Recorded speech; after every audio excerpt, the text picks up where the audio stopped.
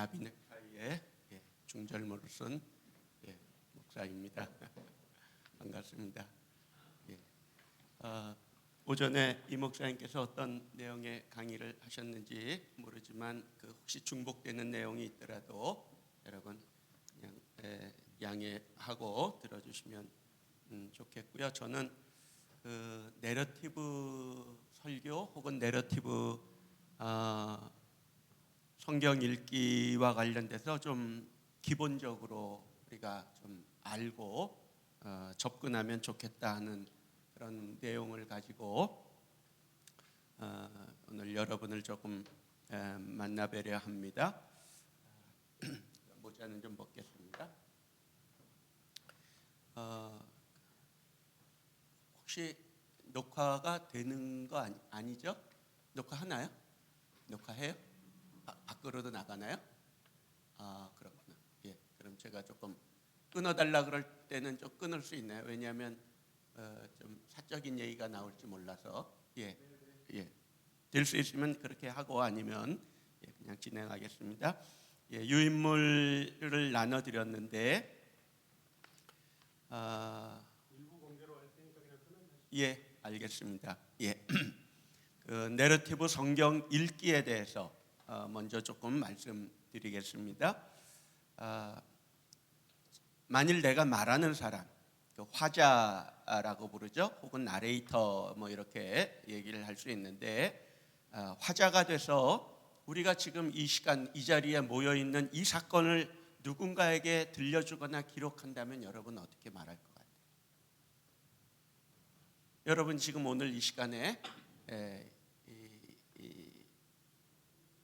참여했거든요. 경험을 했거든요. 그리고 이 경험을 갖고 오지 못한 사람한테 다른 분들한테 이 현장이 오늘에 있었던 일들을 이야기해 주거나 혹은 여러분이 글로 남겨서 누구에게 알리고자 한다면 어떻게 할 것 같아요?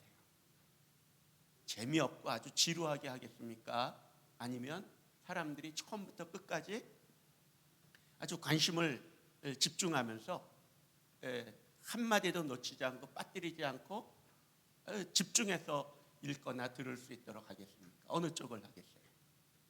답 나오죠? 바로 그게 내러티브라는 거예요.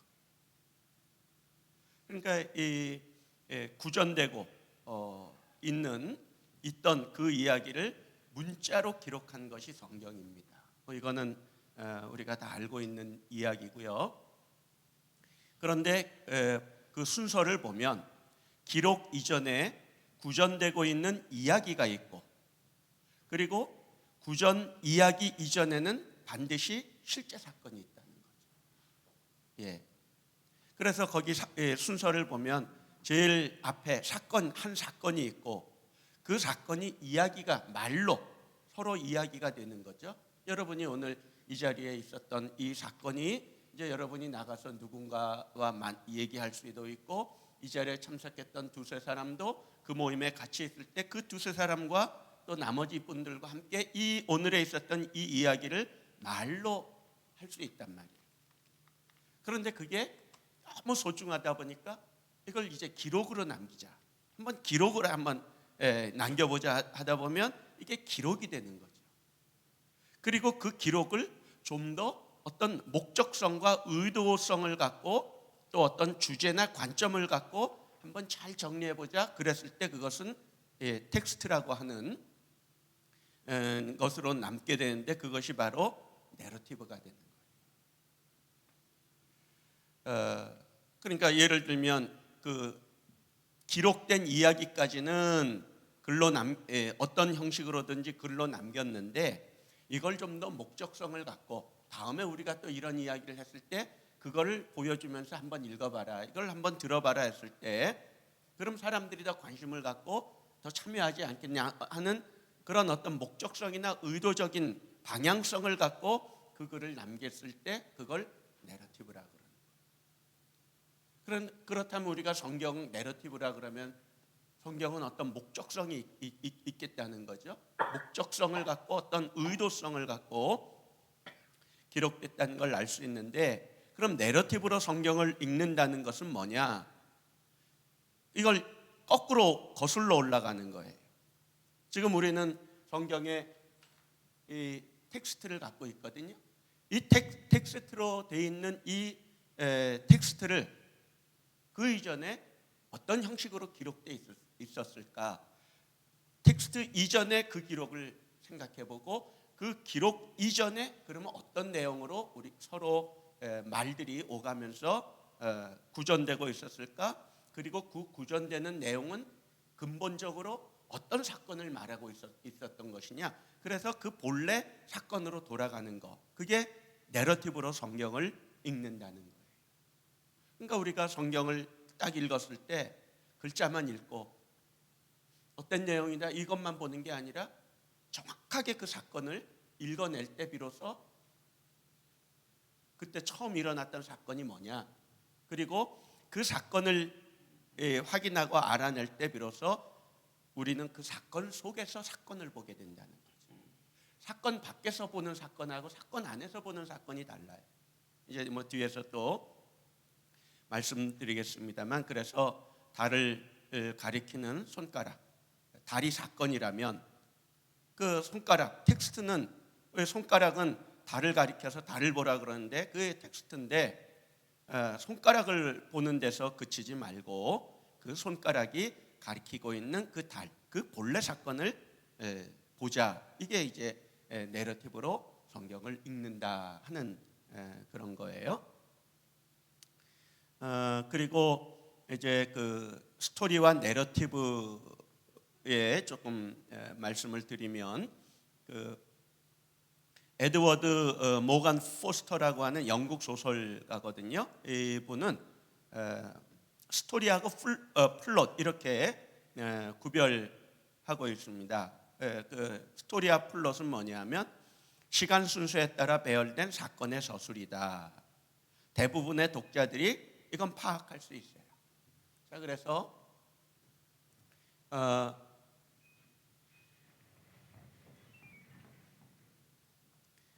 지금 두 개의 사건이 나온단 말이에요. A라는 사건과 B라는 사건. A라는 사건은 그냥 시간의 순서에 따라 왕이 죽었다. 왕이 죽었다. 그리고 왕비도 죽었다죠. 예. 여기 들어간다면 그리고 시간 순서죠. 그리고 이거는 사건 중심에 A라는 사건과 B라는 사건, 두 사건이 그냥 시간 순서에 의해서 그냥 발생하고 있을 뿐이에요. 이건 포스터의 말에 의하면 이건 그냥 스토리다 이거죠. 이야기에 불과하다는 거. 이거는 아무런 흥미가 없어요. 아, 왕이 죽었고 왕비도 죽었나 보다. 이건 그냥 시간의 흐름을 얘기할 수도 있고 이런 사건들이 연달아 일어났다 얘기할 수 있는데, 포스터의 말에 의하면 이게 아니라 플롯이 중요하다는 거죠.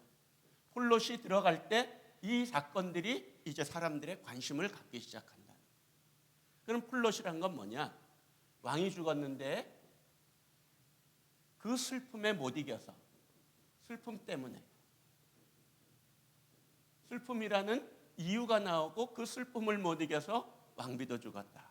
그럴 때 이 슬픔이라고 하는 것이 플롯이 되고, 이 전체가 결국 두 개의 사건이 단순하게 발생한 게 아니라 어떤 이유를 갖고 발생한 것. 이걸 포스터는 플롯이라 그랬는데, 내러티브에서 중요한 게 이 플롯이거든요.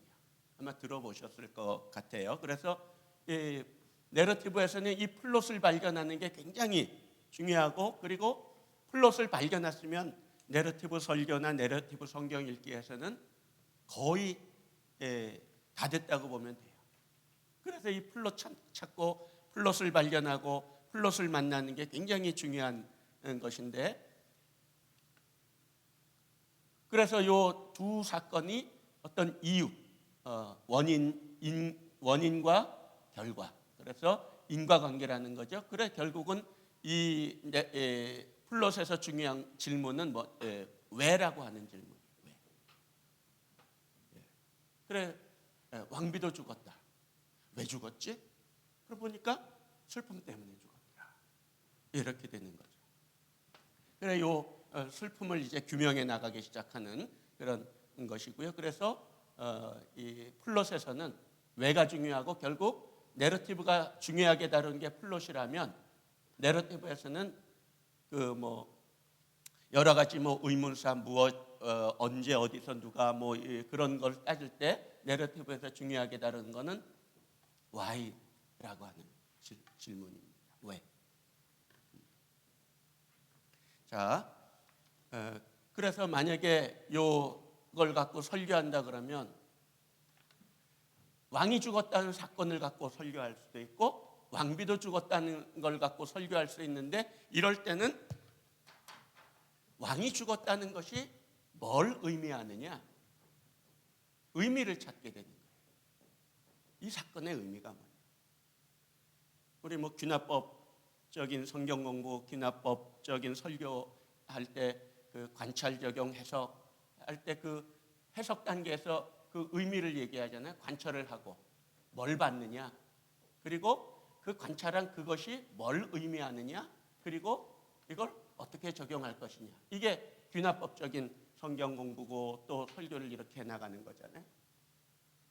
그래서 이 스토리 중심의 설교를 한다 그러면 왕이 죽었다는 사건 이걸 의미를 얘기하고 왕비가 죽었다는 사건의 의미 그래 적용 이렇게 갈 수 있는데 플롯 중심의 설교 그러니까 내러티브 설교 내러티브 성경 읽기를 한다 그러면 의미가 아니라 의도가 중요해지는 거예요. 의도. 왜 이 사건을 이렇게 기록해 주고 있는 그 사람은 왜 왕비가 죽었다는 걸 슬픔 때문에 죽었다고 할까? 그 화자 혹은 기록자의 나레이터의 의도가 있는 거죠. 의미와 의도는 다른 거죠. 그래서 의미를 찾고 의미를 갖고 설교하는 건 이 사건 밖에서 왕이 죽고 왕비가 죽었다는 사건 밖에 내가 있는 거예요. 그런데 이 플롯을 갖고 이 사건을 다루고 뭐 성경을 읽고 설교를 한다 그럴 때는 이 의도를 읽었는데 이건 사건 속에 사건 안에 내가 들어가는 거죠. 사건 안에와 사건 밖이 어떻게 달라요? 사건 밖에서 사건을 보는 건 수박 겉핥기에 불과해요. 근데 사건 속에서 이 사건을 바라보면 사건에서 일어나는 예를 들어 소리 사람들의 소리다 그러면 이게 큰 소리인지 작은 소리인지 아우성인지 속삭이는 소리인지 그리고 이 사건 속에서 이 모든 오감이 다 동원된다는 거죠. 예를 들어 여기에 향이 있다면 향 악취인가 좋은 향기인가 예를 들면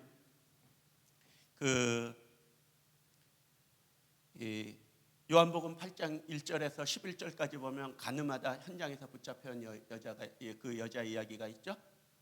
그때 예수님이 땅에다가 이렇게 허리를 굽히고 한번 찾아볼까요? 성경을 요한복음 8장입니다.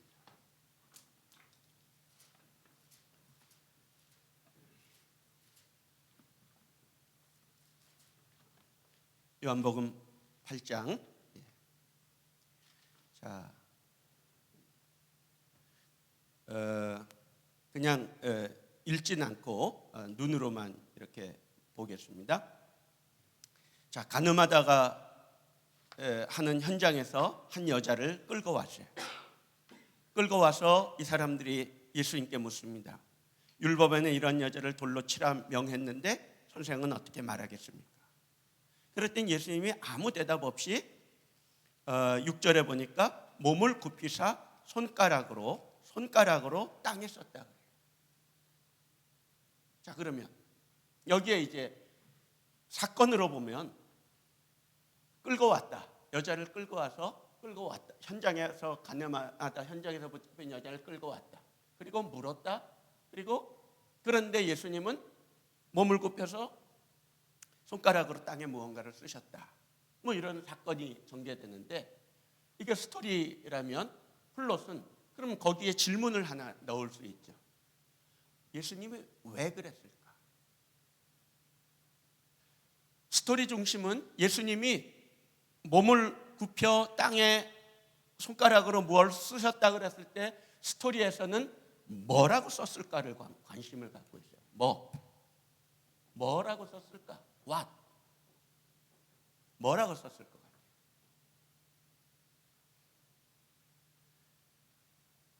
자, 플롯에서는 어떤 질문을 던져요? 여기에 뭐라고 썼나 이것도 중요하지만 플롯에서는 어떤 질문이라 그랬어요? 왜 그렇게 하셨을까? 그러면 땅에 뭐를 썼다 그러니까 사람들은 그렇게 이제 이 본문을 읽고 설교할 때 그렇게 얘기합니다. 죄 없는 자가 먼저 돌로 치라 썼을 것이다. 그래요? 맞아요? 그 한번 보세요. 자, 어디냐면 6절에 몸을 굽히사 손가락으로 땅에 썼다 그랬죠. 7절에 보니까 그들이 묻기를 마지 아니하는지라 그랬어요. 그렇다면 그랬더니 예수님이 일어나서 너희 중에 죄 없는 자가 먼저 돌로 치라 그랬어요. 그렇다면 예수님이 이렇게 땅에 너희 중에 죄 없는 자가 먼저 돌로 치라고 썼다면, 땅에 썼다면 사람들이 이거 읽었어요? 안 읽었어요? 읽을 수 있어요? 읽을 수 없어요? 읽을 수 있지. 그럼 예수님이 꼭 이걸 말로 해야지 이 사람들이 이제 하나씩 둘씩 그 자리 현장을 떠나나? 그런 거예요? 예수님이 말하기 전에 땅에 썼기 때문에 이 사람들은 이 문장을 봤거든요. 죄 없는 자가 먼저 돌로 치라. 말을 하든지 썼든지 그들에게 해당되는 건 똑같은 얘기잖아요. 말로 했으니까 돌 버리고 그 자리를 떠났다. 글로 썼을 때는 안 떠났다. 그 이해가 돼요? 납득이 안 되잖아요. 동의가 안 되잖아요. 그렇다면 예수님이 땅에 쓴 글씨는 죄 없는 자가 먼저 돌로 치라고 쓴 게 아니라는 걸 알 수 있죠. 왜? 썼다면 읽고 갔어야지. 더 이상 묻지 말고 더 이상 묻는 것도 창피하지. 근데 끝까지 예수님한테 묻고 있어. 뭐라고 하겠습니까? 그 7절에 보니까 다시 그리고 나선 예수님은 8절에 보니까 다시 몸을 굽혀 손가락으로 썼다 그래. 그럼 이때도 똑같은 걸 썼을까요? 죄 없는 자가 먼저 돌로 치라? 아니란 말이죠. 자, 그러면 스토리 중심, 사건 중심으로 읽으니까 뭐라고 썼을까가 중요해지는데, 이걸 자꾸 알아내려고 그러는데 이게 중요한 게 아니라, 물론 이것도 중요하지만 정말 중요한 건 왜거든요. 왜 썼을까? 그럼 다시 다시 읽어야죠. 이 본문을. 이 현장은 어떤 현장이에요? 보니까 어떤 사건이에요? 지금 가늠하다가 현장에서 붙잡혀 온 여자를 데리고 왔어요. 여자를 데려와서 어떻게 했어요? 지금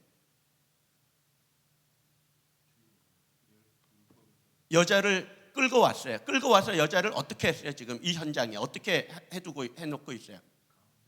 세웠어. 가운데 세웠어. 그러니까 예수님이 여기서 사람들 이렇게 둘러 있는 곳에 가르치고 있었다면 사람들이 그 바리새인과 율법자들이 끌고 와서 이 가운데 세워놓은 거예요. 가운데 세워놨어. 앉혀놓은 것도 아니고. 그러면 여자가 서 있어요. 이 여자는 어떤 여자예요? 현장범이죠. 현행범이에요. 어떤 현행범? 가늠하다. 그럼 가늠하다 현장에서 끌려온 이 여자를 현행범이라는 증거를 남겨야 돼요? 아니면 지워야 돼요? 이 여자를 끌고 온 이 사람들의 의도는 예수님을 이제 시험에서 고소해서 죄목을 잡을 거니까 이 여자를 볼수록 이게 죄라는 게 더 적나라하게 드러나야죠. 그럼 여자 어떻게 끌고 왔을 것 같아요? 옷을 입혀놨을까 벗겨놨을까? 성경은 말하고 있지 않지만 이건 우리 상상할 따름이에요. 그런데 여기 세워놨어, 그런 여자를. 그러면 이 여자가 이 자리에서 느낄 수 있는, 이 여자가 이 자리에서 느끼는 건 뭐를 느꼈을 것 같아요? 두려움이에요, 수치심이에요? 수치심이지. 두려움도 크지만 수치심이야. 제가 꽤 연세 높으신 권사님이 중환자실에 입원해 있을 때 갔더니 중환자실 들어가니까 이제 옷을 다 벗겨놨더라. 그 시트를 이렇게 덮어놓은 거예요. 그 정신이 없었을 텐데도 그 딸이, 그 중년의 딸이 이제 그 엄마한테 가서 엄마, 목사님 오셨어? 그러니까 그 할머니 권사님이 자기 이 몸에 이쪽에 좀 살이 보이고 있었거든요. 무슨 정신이었니? 시트로 이걸 가리더라. 그래갖고 이 수치심이란 게 어떤 건가? 여인들이 느끼는 수치심. 그걸 제가 그때 한번 실감한 적이 있었는데, 그럼 이 여자는 현장에서 붙잡혀왔어. 옷도 제대로 안 입혀놨어. 그냥 걸쳐놨겠지. 그리고 세워놨어. 그러면 거기 보면 뭐 여기 나오는 사람들, 인물들은 다 남성 명사거든요. 남자들이 이 주변에 다 있어서, 그러면 이 남자들은 누구를 보고 있었겠어요?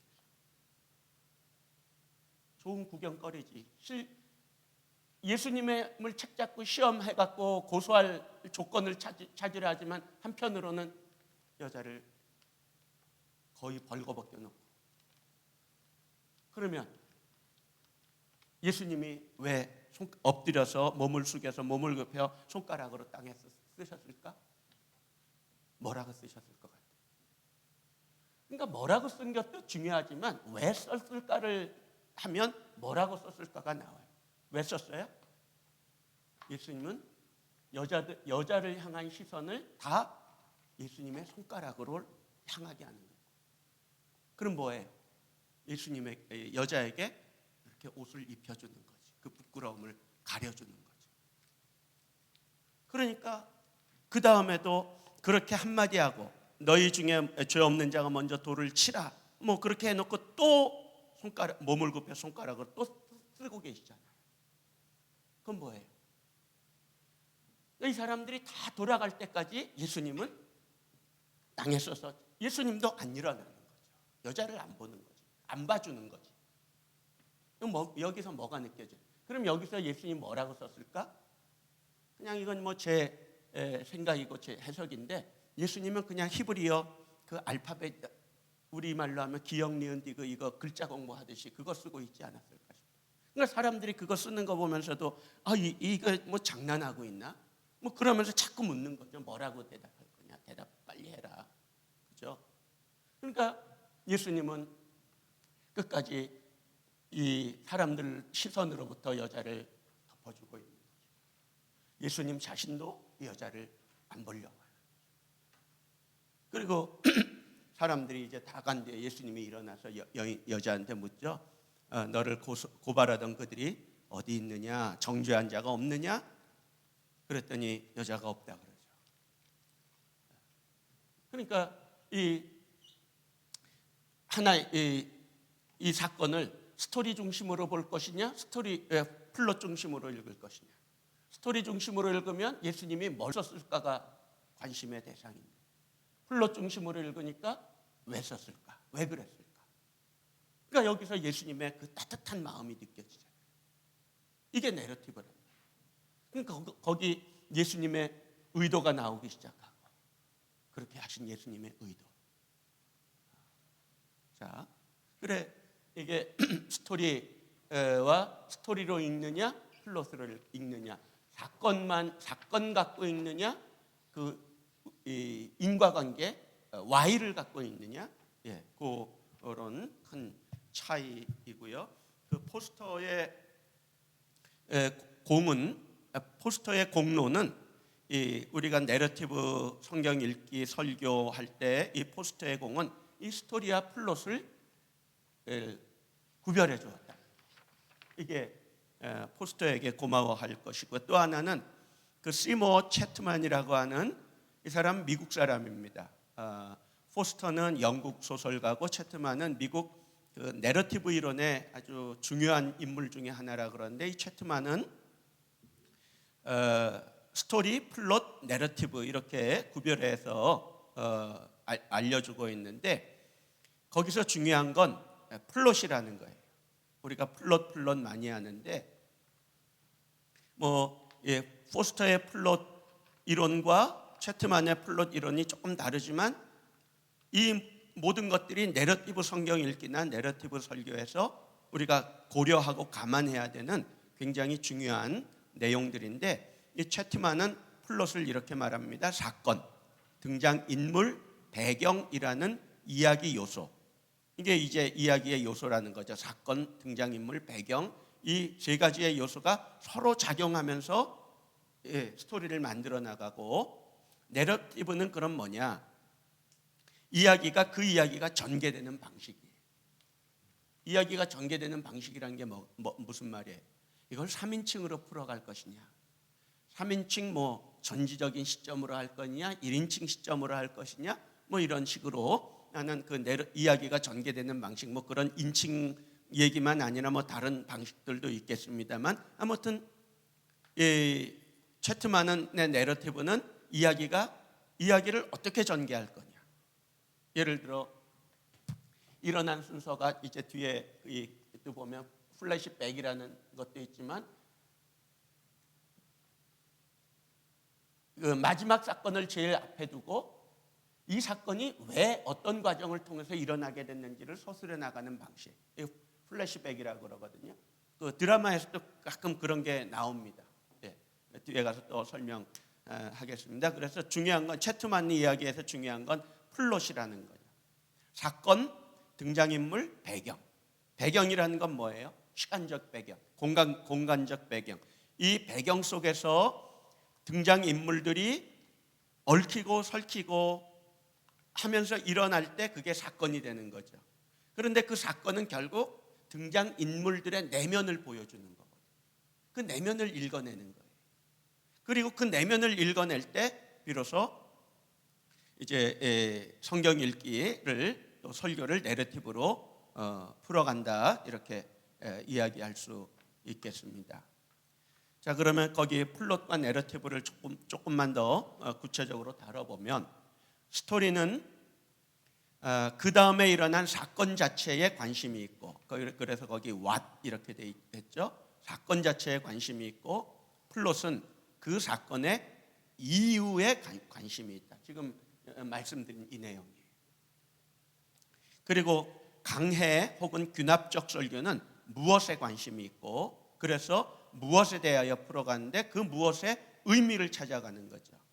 이럴 때 설교자는 본문 밖에 있는 거예요.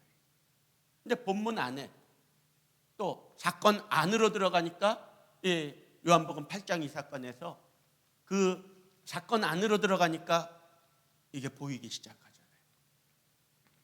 여자는 어떤 모습으로 하고 있었을 것이며, 또 예수님은 뭐라고 썼을 것이며, 왜 썼을 것이며, 이런 것들이 이제 사건 안으로 들어가고 본문 안으로 들어갈 때 이게 비로소 보인다는 거죠. 그리고 설교자가 우리가 성경을 읽으면서, 내러티브를 읽으면서 발견한 이 이야기들을 이제 정리해 주는 거죠. 글로 작성하고, 그리고 그걸 갖고 단에 올라가서 설교할 때 교인들이 내러티브 설교를 듣게 되는 거죠. 그래서 what에 대하여 풀어가고, 플롯, 내러티브 설교는 why에 관심이 있다. 그래서 why를 풀어나간다. 이게 의도를 풀어나간다는 거예요. 그리고 플롯이 결국은 내러티브고요. 작가는 플롯을 통해 이야기하는 거죠. 플롯을 통해 내러티브를 이제 완성해 나가고 구성해 나가는 거예요. 그렇다면 다음 세 부문의 플롯은 무엇이며, 그 플롯을 통해 이야기하려는 내러티브는 뭘까? 한번 생각해 봤으면 좋겠는데, 창세기 한번 짧게만 우리 보겠습니다. 창세기 32장.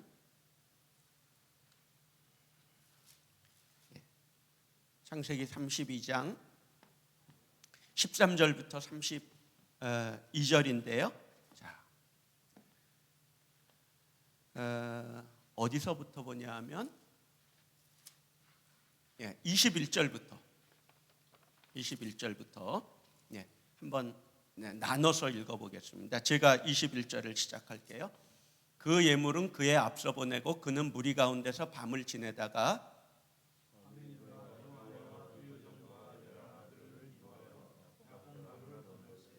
그들을 인도하여 시내를 건너가게 하며 그의 소유도 건너가게 하고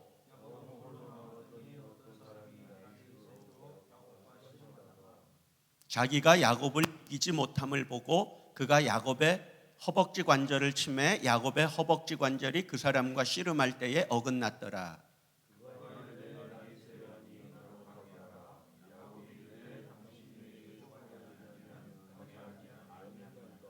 그 사람이 그에게 이르되 내 이름이 무엇이냐? 그가 가로되 야곱이니이다.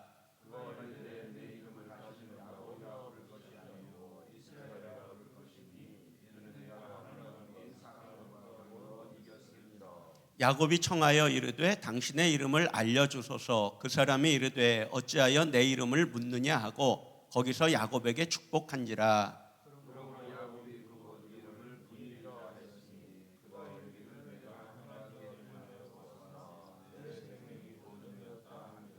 그가 브니엘을 지날 때에 해가 돋았고 그의 허벅다리로 말미암아 절었더라.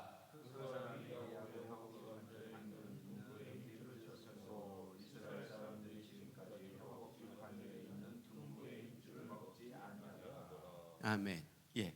자, 여기서 플롯 혹은 여러분의 그 눈에 혹은 여러분의 마음에 조금 이렇게 좀 불편하게 여겨지는 거. 그 자리가 플롯이 있는 자리거든요. 여기 보면 우리 요한복음 8장 이야기에서도 여러분이 질문을 하게 만드는 그 자리가 있거든요. 그게 예수님이 뭐라고 썼을까 이거였잖아요. 여기 그 자리에 플롯이 있는 거예요. 그럼 이 자리에서는 이 본문에서는 어디에서 여러분이 질문을 하게 만듭니까?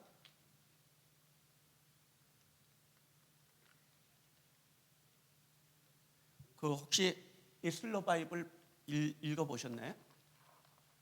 여기에 요 설교가 제가 했던 설교가 있는데 만약에 이거 아시면은 그냥 넘어가고 모르면 잠깐 얘기하고 또 뒤로 넘어가겠습니다만은 제가 얘기하면 이 본문은 우리가 어떤 내용으로 설교를 많이 하나요? 기도에 많이 하죠.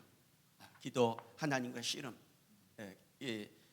하나님과 씨름에 하는 그런 기도, 그런 얘기를 하는데 이게 과연 거기에 그런 본문일까? 나레이터가 창세기 화자가 나레이터가 그 목적으로 이 이야기, 이 사건을 우리에게 보여주고 있는 것일까? 그러면 자 여기 보면 씨름하는 장면을 보죠. 24절 거기 보면 야곱이 씨름하는 거예요. 갑자기 나타난 그 사람이 야곱과 씨름하는 거예요. 야곱이 그 사람과 씨름했습니까? 아니면 그 사람이 야곱과 씨름했습니까? 24절을 잘 보세요. 그렇죠. 어떤 사람이 야곱과 씨름한 거예요. 야곱이 씨름한 게 아니야. 예. 그러면 우리 이 본문을 그래서 잘 읽었다면 야곱이 씨름한 게 아니라 어떤 사람이 갑자기 나타나서 야곱과 씨름하고 있네. 야곱과. 그죠? 예. 야곱이 씨름하는 게 아니라 어떤 사람이 야곱과 씨름하는 거예요. 야곱이 씨름하는 거하고 야곱과 씨름한 건 다르죠. 자, 이 본문인데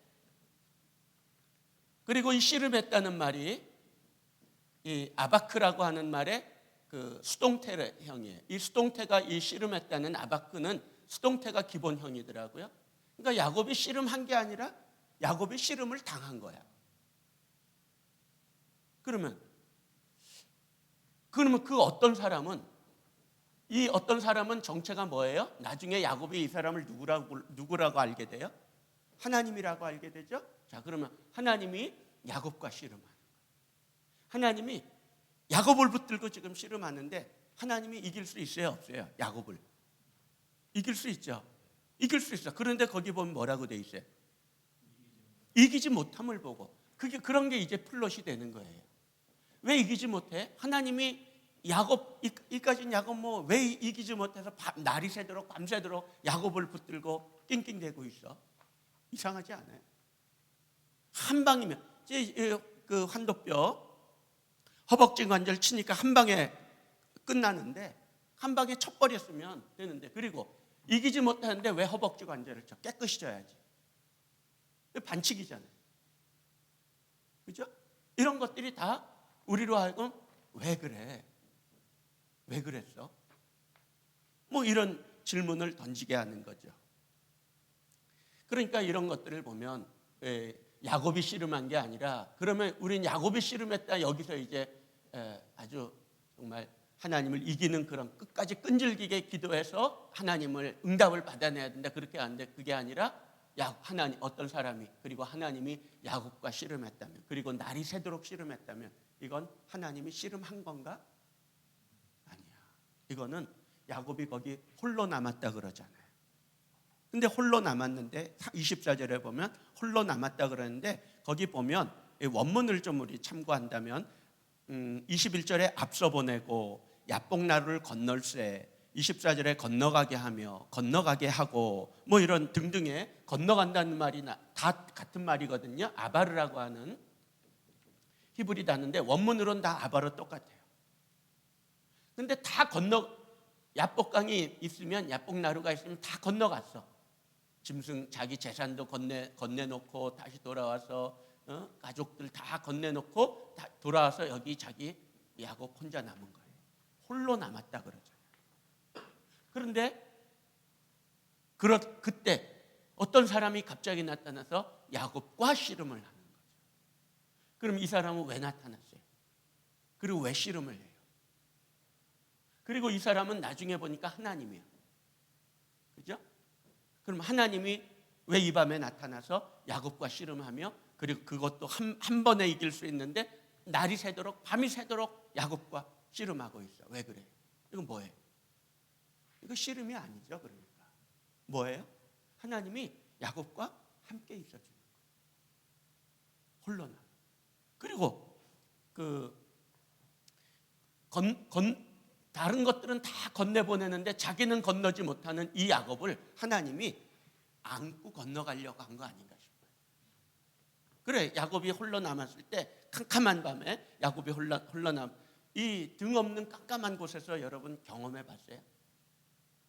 저는 이제 안강 시골에 있어서 포항에서 이렇게 저희 그 마을 들어가다 보면 가로등이 없거든요. 가다가 가끔 이 라이트를 잠깐 꺼요. 그럼 1초도 못 가요. 그만큼 캄캄한 곳은 두려운데 야곱이 깜깜한 곳에 홀로 남아 있어. 근데 하나님이 씨름했다는 건 뭐냐면 야곱을 툭툭 치지 않았을까 싶어요. 너 못 건넜지? 내가 너 안아서 건너줄게. 근데 갑자기 혼자 남아서 야곱은 그냥 두려워서 떨고 있는데, 지금 두려워서 못 건너는 거잖아요. 이렇게 두려움에 휩싸여 있는데 누군가가 툭툭 치면서 안으려고 그러면 여러분 어떻게 할 것 같아요? 하나님이 안고 건너가려고 안으려고 그러면 여러분은 본능적으로 어떻게 할 것 같아요? 그 순간에 빼려고 그러겠지.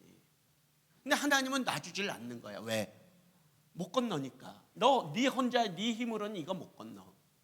내가 안고 가야 돼. 내가 안고 건너갈 거야. 근데 이게 하나님이 함께 한다는 말이잖아요. 하나님이 야곱과 함께 하겠다는 약속을 언제 했어요? 이 땅 떠날 때 했잖아요. 베델에서 28장에. 그러니까 이때 야곱이 돌아올 때도 보면 하나님은 함께하고 계시는 거예요. 함께하는 하나님을 보여주시는 거예요. 지금 이 사건이. 떠난 적이 없어요. 하나님. 그리고 이 순간에도 떠나질 않고, 그리고 심지어 야곱이 못 건너는 그 야복강, 야복나루를 하나님이 업어갖고 안아갖고 건너가려고 그러는데 야곱은 갑자기 누군가가 나타나서 툭툭 치면서 안으려고 그러니까 본능적으로 빼면서 하나님 붙잡으려고 그러다 보니까 이게 씨름이 되는 거죠. 근데 하나님이 이 야곱을 이놈 딱 잡아보니까 힘이 느껴져요, 안 느껴져요? 여러분 씨름할 때 상대방의 힘이 느껴져요, 안 느껴져요? 이건 내가 이길 수 있겠다, 못 이기겠다 느껴져요, 안 느껴져요? 느껴지잖아요. 팔씨름도 하면 딱 상대 손 한 번 잡으면 이건 느껴지잖아요. 아, 이거 아무것도 잽도 안 되겠구나. 하나님도 아마 느꼈을 것 같아요. 아, 이렇게 이 약한 놈이 뭐 그렇게 강한 척하면 살았나. 그리고 하나님이 이기지 못함을 보고, 그건 뭐예요? 하나님이 야곱을 이겼다는 게 아니야. 이거 치지 않고는 이 건너갈 수가 없으니까 하나님이 야곱의 힘을 다 빼버리는 거죠. 자, 그러면 보세요. 씨름은 어떻게 해요? 서로 붙잡고 하죠? 서로 떨어져서 하는 씨름이 있어요? 없어. 여기 영어 성경도 보면 레슬링 했다 그래. 그럼 씨름은 서로 붙들고 하는데 허벅지 관절을 딱 쳤어. 그럼 힘이 빠지는 순간에 자, 둘이 양쪽이 이렇게 붙들고 씨름하는데 한쪽에 허벅지 관절을 팍 치면 이 사람은 뒤로 자빠지겠어요? 앞으로 꼬꾸라지겠어요? 앞으로 꼬꾸라지죠. 그 앞에 누가 있어요? 하나님이 있어요. 야곱이 허벅지 관절 맞는 순간에 어디로 떨어졌을 것 같아요? 하나님 품에 안기는 거죠. 하나님 품에 안겨보니까 이게 너무 좋은 거예요. 저는 그래서 제가 여기 뭐 설교도 그렇게 했지만 야곱이 그 품에서 펑펑 울었을 것 같아요. 내 힘으로 산다고 살았는데 그게 아니라는 걸 알고. 그러면서 하나님이 거기 분이엘을 건널 때 해가 돋았다 그랬죠. 지금 야곱이 동에서 서로 가요? 서에서 동으로 가요? 동에서 서로 가죠. 동에서 서로 가면 지금 아침이야. 해가 떠올라.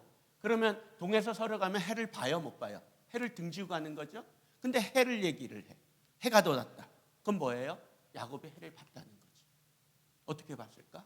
도달아봤을까? 전 하나님의 품에 안겨서 하나님은 동에서 서로 가고 야곱은 거꾸로 가니까 해가 뜨는 걸 보는 거죠. 그 장면이었을 것 같아요. 그러니까 이게 내러티브가 되잖아요. 그러니까 여기서 누가 돋보입니까? 야곱이 드러난 게 아니라 누가 드러나요? 하나님이 드러나요. 이게 내러티브. 하나님. 그래서 거기 창세기는 그렇고요. 사사기 또 보죠. 아마 여러분 몇 편 설교 아마 오늘 이 시간에 준비될 것 같네요.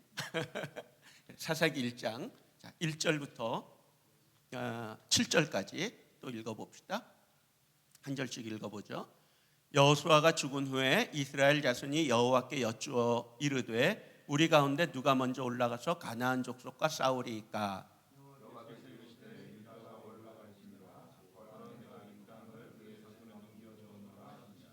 유다가 그의 형제 시몬에게 이르되 내가 제비 뽑아 얻은 땅에 나와 함께 올라가서 가나안 족속과 싸우자. 그리하면 나도 내가 제비 뽑아 얻은 땅에 함께 가리라 하니 이에 시몬이 그와 함께 가니라.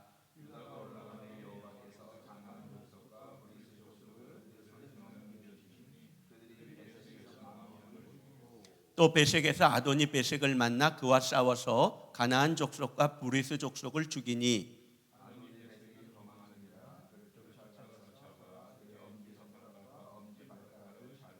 아도니베색이 이르되 옛적에 70명의 왕들이 그들의 엄지손가락과 엄지발가락이 잘리고 내 상 아래에서 먹을 것을 줍더니 같이 읽죠. 하나님이 내가 행한 대로 내게 갚으심이로다 하니라. 무리가 그를 끌고 예루살렘에 이르렀더니 그가 거기서 죽었더라. 자, 여기서는 어떤 부분이 이 성경이 여러분에게 질문을 하고 있고 혹은 여러분이 어떤 부분을 이렇게 질문을 하고 싶어집니까? 어떤 대목이에요? 어떤 사건인지는 파악이 되죠? 예. 사사기 첫 사건이에요. 사사기 첫 사건. 자, 이제 뭐 다 그냥 잘라내고 단도직입적으로 들어가면 그 아도니베섹과 싸워서 아도니베섹의 엄지손가락과 엄지발가락을 잘랐어요. 그죠? 그리고 그랬더니 7절에 보면 아도니베섹의 말이 나와요. 아도니베섹의 말. 뭐라고 해요? 자기가 했던 일을 얘기하죠. 그러면서 자기 했던 일만 얘기하는 게 아니라 뭐를 또 얘기해요? 누구를 얘기해요? 하나님이 내가 행한 대로 갚으셨다. 자, 그럼 봅시다.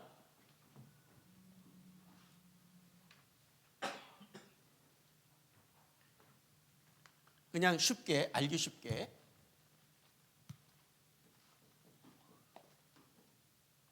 아도니베섹은 일단 이방인이라고 하고, 이방인이고 하나님을 모른다고 일단 얘기합시다. 그러면 이해 없죠? 네, 이방인, 하나님을 모르는 자예요. 일종의 뭐 불신자라고 할 수도 있어요. 그러면 유다가 시몬 족속과 함께 합세해서 올라가서 아도니베섹을 이겼고요. 아도니베섹의 엄지손가락, 엄지발가락을 잘랐어. 그랬더니 아도니베섹이 하는 말이 내게 행한 대로 갚으신다. 하나님이 내게 행한 대로 갚으신다. 하나님 얘기를 해요. 그러면 하나님 얘기는 아도니베섹이 하는 게 맞아요? 유다가 하는 게 맞아요? 이 사람들이, 이스라엘 백성들이 하는 게 맞지. 근데 누가 얘기를 해요? 하나님 얘기를? 아도니베섹. 하나님을 모를 것 같은 그 사람이 하나님을 얘기를 해요. 유다는 아무 말이 없어. 그래, 저 성경 읽을 때 중요한 것 읽기 중에 뭐가 있냐면 직접 합법을 찾아야 돼. 직접 합법. 지금 이 하나님이 내게 갚으심이로다 그 얘기를 누가 하고 있어요? 그 직접 합법이거든요. 그죠? 이 큰 따옴표로 넣을 수 있는 부분이죠. 이 큰 따옴표로 묶일 수 있는 그 직접 합법 부분을 잘 봐야 돼요. 이게 거기에서 그런데 이제 플롯이 숨어 있습니다. 아도니베섹이 직접 합법을 갖고 하나님을 얘기하고 있어요. 이게 따옴표가 없으면 뭐가 돼요? 사사기 나레이터의 말이야. 사사기 나레이터의 말이면 이게 의미가 없어요. 왜? 당연히 하나님이 하셨다고 우리도 알고 있고 다 알고 있는데 뭐, 그죠? 근데 이게 문제가 되는 게 뭐예요? 사사기 나레이터의 말이 아니라 이방인의 말이기 때문에 이게 중요해요. 일종의 이거 찬양이라고 해봅시다. 찬양, 하나님이 그렇게 하셨다. 찬양이고 하나님에 대한 고백이라고 합시다. 찬양과 고백은 누가 해야 돼요? 신자가 해야 돼. 교회에서 해야 되는데 교회가 하는 게 아니라 이방인이야. 그런 이야기 있죠. 그 교회 옆에 술집이 있어서 너무 이 술집이 너무 잘 되고 밤마다 뭐 금요일 철회하러 교인들 오고 아이들 오고 할 때 교육적으로 너무 안 좋아서 교회가 기도했잖아요. 철회하면서 이 저 술집 문 닫고 떠나게 해달라고. 그랬더니 술집이 불났더니 술집 사장이 교회가 기도했다는 얘기를 듣고 고소한 거야. 그랬더니 이제 재판장이 부르는 거죠. 술집 사장이 교회가 기도해서 불이 나서 이 망해서 문 닫고 떠나야 되게 손해배상을 하라 그러는데 목사님 얘기 좀 해보시죠. 목사님 뭐라 그래요? 교회가 기도한다고 불이 납니까? 누구 믿음이 더 좋아요? 술집 사장이 믿음이 더 좋은 거죠. 꼭 그 끝골이에요 지금. 하나님을 얘기해야 될 사람은 입국 다물고 있고 하나님을 모를 것 같은 이 이방인이 아도니베섹이 하나님을 얘기하고 있어요. 게다가 아도니베섹은 어떤 사람이에요? 70명 이전에 과거에 70명 왕들의 엄지손가락, 엄지발가락을 잘랐어. 그런데 지금은 누가 잘라? 실제로 도끼 들고 자른 건 누구예요? 사람이 자른 거지. 유다 백성들이 아도니베섹의 엄지발가락, 엄지손가락 자른 걸 직접 실제 자른 건 사람이지만 우리는 이럴 때 누가 잘났다 그래요? 하나님이 하셨다 그러잖아요. 이 아도니베섹이 바로 그 얘기를 해. 유다 자손이 내 손가락, 내 발가락을 자르는구나. 이렇게 얘기를 하는 게 아니라 하나님이 하셨다 그러거든요. 이 아도니베섹이 유다 백성 이스라엘이 나한테 그렇게 갚는구나 그렇게 말해도 하나도 이상하게 들렸지 않았을 거예요. 그러나 이게 왜 이상해요? 하나님이 하셨다는 말을 우리가 흔히 하는 이 신앙 간증을 이 이방인이 하고 있다는 거죠. 그러면 이 아도니베섹의 고백 속에서 아도니베섹의 뜻이 뭐예요? 이 베섹, 아도니는 나의 주는 베섹이다. 베섹이 왕이라는 거거든요. 그러면 이 베섹이 엄지라는 거거든요. 내가 70명 왕들의 엄지를 다 70명의 숫자도 중요하지만 엄지를 다 잘랐다는 건 아도니베섹이 엄지라는 거지. 근데 아도니베섹의 그 엄지를 잘랐으면 누가 엄지라는 거예요? 하나님이 엄지. 그 엄지가 뭐예요? 하나님이 왕이라는 거죠. 그러면 사사기 주제가 뭐예요? 제일 끝에 나오죠. 이스라엘에 왕이 없었으므로. 근데 사사기는 왕이 없다는 얘기를 시작하지 않죠? 하나님이 왕이란 얘기를 하고 있잖아요.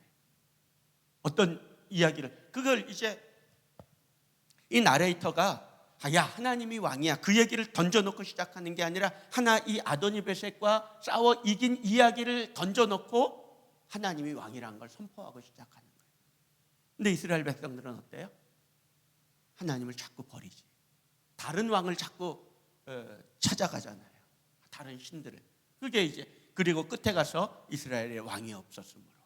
왕이 왜 있었는데 사사기는 왕이 있다고 얘기하고 심지어 왕 중의 왕. 그 동네 그 지역의 왕중왕인 아도니베섹도 하나님을 왕이라고 선포하고 선언하고 고백하고 있는데 어떻게 이스라엘이 하나님을 왕이라는 말을 못해? 이게 얼마나 모순이에요. 사사기 얘기가 바로 그거잖아요. 그러니까 지금 이 얘기는 하나님의 엄지라는 거예요. 엄지이신 하나님. 그죠? 그게 이제 그래서 여기서 플롯은 어디서 발견했어요? 요 직접 화법에서 아도니베섹의 말을. 그다음 누가복음은 엠마오 얘기인데 엠마오 얘기는 그냥 안 찾아보고 얘기하면 왜 엠마오로 갔어요? 엠마오가 우리는 그것부터 생각하죠. 엠마오가 어디지? 근데 내러티브는 엠마오가 어디냐를 묻는 게 아니라 왜 엠마오냐. 자, 그러면 그 왜 엠마오일까를 던져놓고 이제 생각하는 거죠. 그 다음에 이제 어디야? 그럼 어디에 엠마오가 있어? 엠마오가 어디 있어요? 예루살렘, 베들레헴, 엠마오가 이쪽 방향이죠. 예, 엠마오가 여기 예루살렘이면 예루살렘 서쪽에 아래로 내려가. 여기서 이렇게 내려가는 10열이 한 10몇 킬로 되죠. 예, 한 요 정도 됐을 거예요. 여기 예루살렘은 고지고, 고지고 엠마오는 내려가는 길이니까 좀 낮은 지대라고 볼 수 있죠. 내려가는 거예요. 그러면 이 엠마오의 위치는 예루살렘에서도 멀어지고 있고 예루살렘에서 멀어지는 방향이 어느 쪽이 있어요? 사방이 다 멀어질 수 있지. 북쪽으로 가도 예루살렘을 떠나는 것이고 남쪽으로 떠나는 것이고 서쪽으로 가도 떠나고 동쪽으로 가도 떠나고 어쨌든 예루살렘을 이 두 제자는 떠나가고 있어. 그런데 예루살렘으로부터 이 북서쪽이죠. 아니 북서쪽인가? 남서쪽. 예. 남서 방향으로 내려가고 있거든요. 그러면 엠마오가 예수님이 뭐라 그랬어요? 죽기 전에 부활한 다음에 내가 살아나서 어디서 만나자 그랬어요? 갈릴리에서 보자 그랬잖아요. 그러면 엠마오는 갈릴리 가는 방향이에요? 그것도 아니야. 그럼 이 엠마오는 여러분 엠마오를 들어봤어요? 들어본 적이 없어. 들어본 적도 없는. 그동안 예수님 사역하면서 엠마오 가셨다는 얘기도 없고 들어본 적도 없는 이름 없는 곳으로 알 수 없는 곳으로 가고 있어요. 왜 알 수 없는 곳으로 갈까? 이 엠마오가 이런 곳이란 말이에요. 왜 알 수 없는 곳에 가요? 두려우니까. 그죠? 갈릴리 가서 만나려고 예루살렘 떠난 것도 아니야. 그리고 예수님 부활했다는 얘기 그 여자들 통해 다 듣고 나서 떠났다고 그러잖아요. 누가복음에. 그러면 이 사람들은 엠마오로 가서 숨으려고 그러는 거고, 그리고 또 보면 엠마오가 최종 목적지라는 근거도 없어. 엠마오가 최종 목적지에 아니야. 엠마오 그 다음에 어디로 갈지 이 사람들은 방향도 없어요. 근데 이 사람들이 이제 예수님을 만나서 부활하신 예수님을 통해서 성령 풀어주신 얘기, 또 떡 떼어주시는 그런 과정 속에서 이 눈이 열렸다 그러잖아요. 그리고 눈이 열렸는데 그때는 밤이 됐고, 그 밤에 이제 다시 이 길을 거슬러 올라가는 거죠. 이 이야기 속에 이제 부활 이야기에, 예수님 부활 이야기에 중요한 키가 여기서 나오게 되는 거죠. 자, 그래서 플롯을 이렇게 우리가 해봤고요. 그래서 질문하고 성경이 질문하는, 나한테 질문을 하는 거, 그건 내가 성경을 읽으면서 왜 그럴까, 뭐지? 이렇게 묻고에 만드는 그 부분 속에 플롯이 숨어 있다는 거예요. 그러니까 그런 부분을 딱 보고 그 부분을 이제 캐내는 방법, 이게 이제 좀 기술적인 것이 되는데, 직접 합법을 아까 얘기했지만 그런 것도 그 플롯을 이렇게 캐내는 하나의 방법이 될 수 있겠어요. 여러 가지 기술적인 팁이 있는데, 그 다음에 뒤에 스토리와 내러티브 보면, 스토리로서의 이야기는 사건을 그대로 서술하는 거, 지금 쭉 얘기해 온 거죠. 근데 사건을 그대로 서술할 수 있어요? 사건만, 만약에 이 자리에 있었던 이 이야기를 여러분이 누군가에게 이 사건을 이야기한다면 사건만 아주 무덤덤하게 이야기할 수 있느냐 이거죠. 그건 쉽지 않거든요. 아무래도 감정이 들어가게 돼 있어요. 야, 좋았다, 안 좋았다, 지루했다, 그런 등등의 여러 가지 그 표현이 들어가는데, 그게 들어가서 내러티브가 되는 거예요. 만약에 사건만 이야기하게 되면 뭐가 돼요? 이건 뉴스 보도가 되는 거죠. 앵커가 자기 감정을 실을 수가 있나요? 없거든요. 그러니까 사건 이야기만 한다면 뉴스같이 그런 이야기가 되는데, 여러분 뉴스 듣고 사람 변하는 거 봤어요? 난 어저께 9시 뉴스 보고 난 거듭났어. 안 그러잖아요. 뭐가 변해요? 뭐가 사람을 변하게 만들어요? 거기에 내러티브, 이 말하는 사람의 어떤 의도와 목적성을 가진 어떤 이야기의 주제가 들어가는데, 그 주제가 듣는 사람이, 저 말하는 사람이 나를 바꿔놓으려고 한다는 걸 못 느끼게 만들어야지 이게 변하는 거죠. 예를 들어 여러분 주머니에 있는 그 세상에서 제일 어려운 게 뭐라 그래요? 남의 주머니에 있는 건 내 주머니에 옮기는 거 어렵고, 또 내 머리에 있는 거 남의 머리에 집어넣는 거 어렵고. 예? 마음 훔치는 거. 이 두 가지를 근데 다 잘하는 사람이, 남의 주머니에 있는 건 내 주머니에 옮기는 거 잘하는 사람을 누구라고 불러요? 사기꾼? 좋아요. 그러면 내 머리에 있는 거 남의 머리에 집어넣는 거, 그거 뭐라고 불러요? 그거 선생님. 그러면 이 두 가지를 다 잘하는 사람? 마누라. 네, 그러니까 이게 내가 내 머릿속에 있는 걸, 내 생각을 저 사람, 듣는 사람이 저 목사님이 나를 변화시키려는, 그게 안 느껴져야지 사람이 바뀌지. 그게 느껴지는 순간 안 변하려고 그러잖아요. 그죠?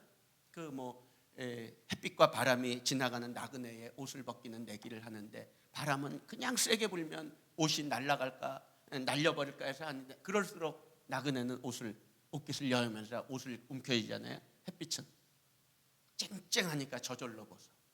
이 내러티브가 이런 거거든요. 그러니까 이 세게 부는 바람처럼 설교를 그렇게 하면 사람들은 마음을 딱 닫아버리죠.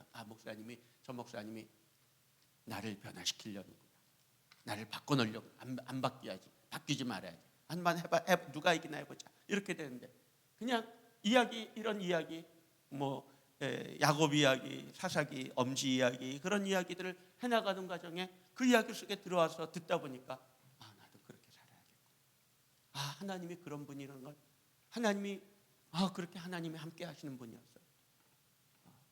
그 환도 뻗치는 하나님이 정말 고약한 하나님이라고 생각했는데 그게 아니라 사랑하는 하나님이었네. 내가 건너지 못하는 그 경계 그 야복강을 하나님이 안고 건너려 하시네. 하나님이 그런 하나님이야? 그럼 한번 믿어볼까? 이렇게 될 수 있잖아요. 그러니까 사건 이야기만 하게 되면 그런 오히려 닫아버리는데 이게 내러티브로 하게 되면 열어놓는다. 무방비가 되는 거죠. 무저항이 되고 그래서 내러티브로서의 이야기는 사건을 화자 그러니까 말하는 사람, 나레이터나 성경 저자의 관점 여기에 의도와 신학이 있죠. 그걸 갖고 재배열하는 거죠. 그걸 플롯화한다 그러는데 플롯화하는 거죠. 구성을 하는 거죠. 그리고 시간과 공간에서 발생하는 인과관계로 이게 아까 앞에서 포스터나 채트먼의 얘기 그거 다시 정리한 건데 여긴 실제 혹은 허구적 사건의 연속적인 연계. 여기 허구적이라는 말은 문학적인 관점에서도 이 내러티브를 얘기하기 때문에 그런 입장에서 한 것이고 성경 허구라는 얘기는 아니에요.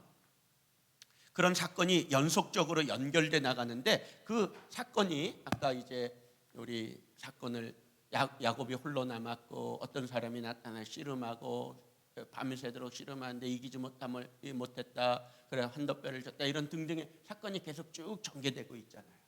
이런 전개되는 과정에서 가장 최종적으로는 그 최종 목적은 뭐예요? 최종 목적지는 뭐예요? 최종 목적은 인물이라는 캐릭터라고 말하죠. 성경 내러티브에서는 하나님도 등장인물에 들어갑니다. 하나님도 캐릭터 하나예요.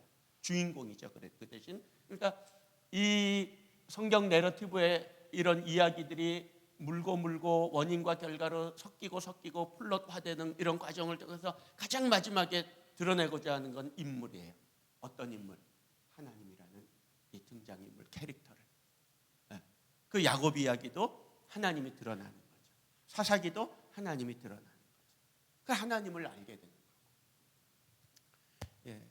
그래서 그렇게 될 때 내러티브를 통해 다양한 시각과 관습과 체계, 가치, 담화, 형식 이런 것들이 거기 다 담겨지고 성경을 내러티브로 읽는다는 것은 허구로 읽는다는 것이 아니라 문예적 혹은 문학적으로 읽는다는 것을 의미한다. 왜냐하면 기록이라는 자체가 글을 갖고 하잖아요. 글을 문을 갖고 하잖아요. 그래서 글을 다루기 때문에 문학이고 그걸 문예적으로, 문학적으로 문학적인 기술적인 장치로서 읽어낸다 할 때 성경을 내러티브로 읽는다 이렇게 얘기하고요.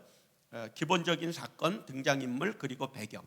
아까 우리가 앞에서 채트만의 얘기에서 보았던 것. 이 세 가지는 아주 사건, 인물, 등장인물 그리고 배경.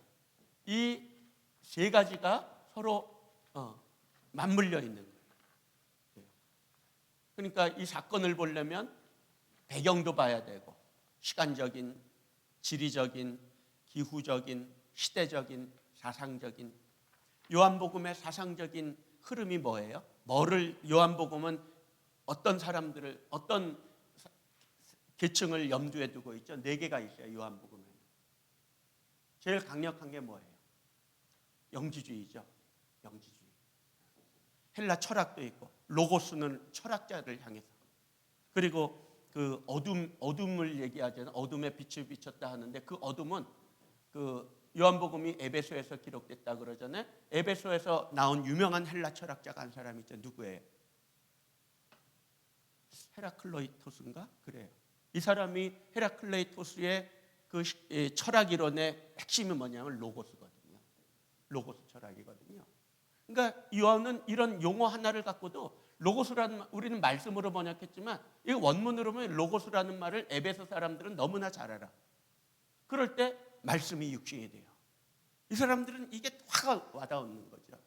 그래 헬라 철학자가 요한복음엔 한 대상이고 두 번째는 세례 요한주의자들. 거기 보면 세례 요한 얘기가 쫙 나오잖아요. 세례 요한은 아니다.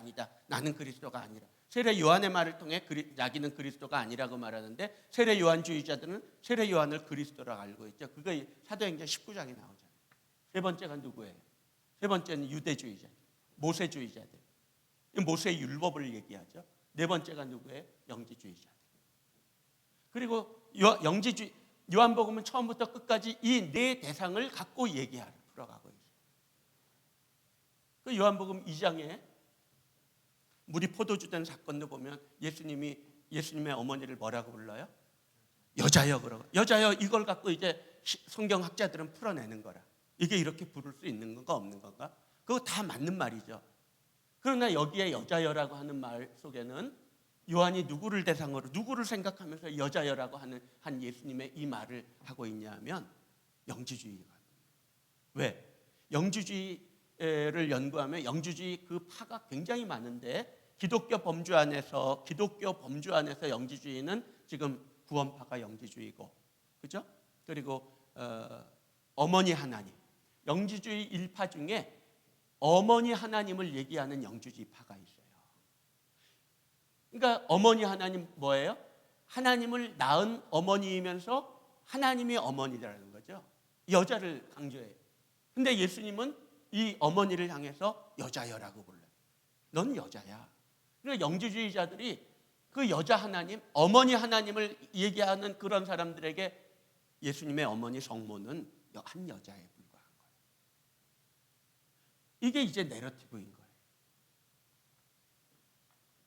뭐 그런 신학적인 거. 그래서 이런 것들이 사건, 배경, 인물, 이런 배경 속에 시대적, 지리적, 사상적, 사회적, 철학적 그런, 그리고 인물, 등장인물들, 이런 사람들이 이 배경 속에서 이런저런 사건 속에서 얽히면서 풀어나가는 게 사건이고, 그 사건은 이 인물들을 결국은 보여주고 싶은 거죠. 자, 그 다음에 요한복음에서 또 중요한 게 영지주의라고 그랬는데, 영지주의인데 요한복음에서 중요한 인물이 누구예요? 요한복음에서 아주 굉장히 중요한 인물이 하나 나와요. 도마예요. 도마. 다른 복음서에는 도마 이름이 한 번밖에 안 하는데 요한복음에 몇 번 나와요? 8번 나와요. 8번 나오는데 그 중에 3번인가 4번은 도마 이름 앞에 별명이 붙죠. 뭐가 붙어요? 도마 이름 앞에 디드모가 붙죠. 디드모 뜻이 뭐예요? 찾아봤어요? 이 디드모 도마가 영지주의에서 중요하게 다루는 인물이 도마잖아요. 그래 도마복음이 있잖아요. 그죠? 김용옥 교수가 이 도마복음 갖고 뭐 강연도 하고 그러죠. 이 도마가 굉장히 중요해요. 그래 요한복음은 이 도마를 앞세워서 예수님 부활 이야기를 해요. 근데 디드모가 무슨 뜻이에요? 이게 굉장히 중요해요. 이게 디드모가 누가 얘기하는 말이냐면 이거 영지주의자들이 말하는 거거든요. 영지주의자들이 도마를 부를 때 한 거예요. 그러니까 디드모 도마 하면 영지주의가 딱 나오는 거예요. 영지주의 너희들 봐라 이거. 예. 그럼 디드모는 뜻이 뭐예요? 쌍둥이. 그럼 영지주의자들이 도마가 누구와 쌍둥이라 그래요? 예수님하고 쌍둥이라. 이거 영지주의자들의 얘기예요.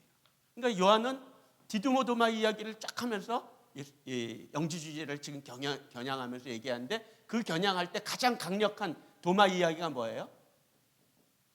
부활 이야기죠. 자, 이건 제가 안 풀어드리지 않을 테니까 굉장히 중요한 팁을 제가 드렸어요. 요한복음 그 20장에 보면 예수님이 부활하신 날 나타났을 때 도마가 그 자리에 없었다 그래요. 8일 만에 예수님이 다시 나타났는데 그 자리엔 도마가 있어. 그리고 도마가 마지막에 하는 말이 예수님이 만져봐라, 뭐 넣어봐라 그러니까 마지막에 도마가 나의 주 나의 하나님이야. 자, 제가 굉장히 중요한 단서와 팁을 드렸거든요. 여러분이 이걸 갖고 한번 부활절 때 내러티브 설교를 만들어 보세요. 아주 굉장히 재밌는 이야기가 나올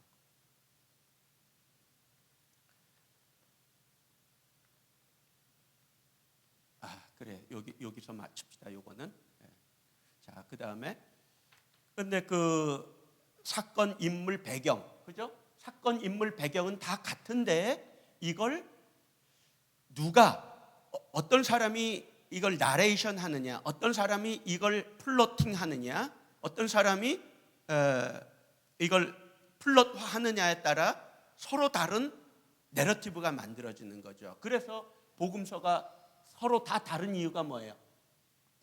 주제는 같아. 내용은 다 같아. 결국은 같은 거잖아요. 등장인물도 예수님과 제자들, 지리적인 것도 갈릴리, 가버나움 뭐 이렇게, 요한복음은 예루살렘이긴 하지만 갈릴리 이야기도 조금 나오고, 그리고 일어나는 사건들도 거기서 거기고, 다 거의 다 이 이야기의 소재는 다 같은데 나레이터가 누구냐에 따라, 그죠? 나레이터가 누구냐에 따라 나레이션이 달라지고, 그죠? 그게 뭐예요? 이야기가 내용이 달라지는 거잖아요. 그게 결국은 복음서가 되는 거잖아요. 마태바라는 나레이터가 말한 건 마태복음, 누가가 말한 나레이터 이야기는 누가복음, 이렇게 되는 거죠. 요한이 말한 예수님 이야기 내러티브는 요한복음이 되는 것이죠. 근데 그 복음서 하나하나마다 대상이 있잖아요. 우리가 보통 이걸 수신자 라 그러는데 독자라 그러죠. 독자가 누구냐? 요한복음은 얘기한 것처럼 네 대상, 그 중에 가장 중요한 게 영지주의. 그리고 영지주의에서 가장 아끼고 사랑하는 인물이 도마, 디두모 도마. 이 도마를 등장시켜서 예수님 이야기를 이제 요한은 풀어나가고 있는 거죠. 자, 그 다음에 스토리텔링은 이야기 내용이 무엇이건 간에 그것을 전하기 위해 이야기하는 모든 행위. 자, 그리고 내러티브로서의 성경 이야기의 특징 3번, 4번은 넘어갈게요. 그 내용은 이영길 목사님이 쓰신 이야기 설교하기라는 그 책에 나오는 것들을 제가 그냥 몇 가지 중요하다 생각한 것만 했고요. 그 이야기의 특징 중에 이야기는 공동체를 형성한다 그랬는데 이게 무슨 말이에요? 이야기는 공동체를 형성해요. 자, 이렇게 얘기할 수 있어요. 광주에는 광주의 이야기가 있죠. 그죠? 광주 사람들은 광주 이야기로 하나가 되는 거예요. 여러분을 하나로 묶는 이야기가 뭐예요? 그죠? 과거에 있었던 그런 사건들, 그 이야기가 광주 사람들 하면 그걸로 딱 하나가 되잖아요. 그죠? 그게 이제 공동체를 형성한다는 거예요. 자, 그리고 성경에서 가장 강력하고 가장 선명한 내러티브가 뭘 것 같아요? 성경에서 가장 강력한 내러티브는 성찬이에요. 성찬. 보세요. 성찬이 없이 예수님의 십자가 부활 사건을 말로만 전했다고 해봐요. 복음이 순전하게 유지돼서 여기까지 왔을 수 있다고 생각해요. 기적이 어때요? 기적이 시간이 가면 변질되죠. 기적에 대한 기억이 희미해지고 여기에 이야기가 들어가고 빠지고 하면서 기적이 엉뚱하게 둔갑을 하죠. 근데 그거 변질을 막아낸 게 뭐예요? 만약에 예수님의 십자가 복음에 예수님 이야기가 말과 글로만 전해졌다면 우리가 이 복음을 오늘 2000년 전 그 순수한 복음을 우리가 갖고 있지 못했을 거예요. 그런데 이걸 갖고 있게 만들어준 게 뭐예요? 성찬이에요. 그 떡과 잔, 요거 간단한 것 같은데 이게 복음이야. 이게 여기에 복음을 순수한 복음이 여기 들어가. 이걸 이제 풀어내는 거잖아요. 그게 뭐예요? 이 성찬의 내러티브라는 거예요. 자, 그렇고요. 그다음에 쭉 넘어가고 내러티브로 성경 읽기 5번 보겠습니다. 성경의 본래 이야기, 그게 사건이라 그랬죠. 그걸 찾아가는 과정이 내러티브 성경 읽기고, 소그룹으로 이걸 하면 소그룹 성경 공부, 내러티브 소그룹 성경 공부가 되고, 이영길 목사님이 교재 쓴 거 있죠. 이야기식 성경 공부 교재. 설교자가 회중을 향해서 전달하면 내러티브 설교가 되고요. 성경을 통해 본래의 사건으로 들어가서 그 사건을 살펴보고 그 사건을 만들어내는 인물, 그게 중요한 거예요. 인물을 만나고, 그리고 내러티브 성경 읽기의 궁극적인 목적은 사건이 아니라, 아까 얘기 뭐라 그랬어요? 사건은 자꾸 의미를 찾는다 그랬죠. 인물이 중요해지면 이제 의도가 되고 인물이 드러나면서 하나님이 드러나기 시작합니다. 그리고 성경을 이야기 내러티브로 읽기 할 때 우선 성경 본문을 이어서 읽기, 문맥이 읽기라 그러죠. 앞과 뒤를 함께 읽는 거. 그다음에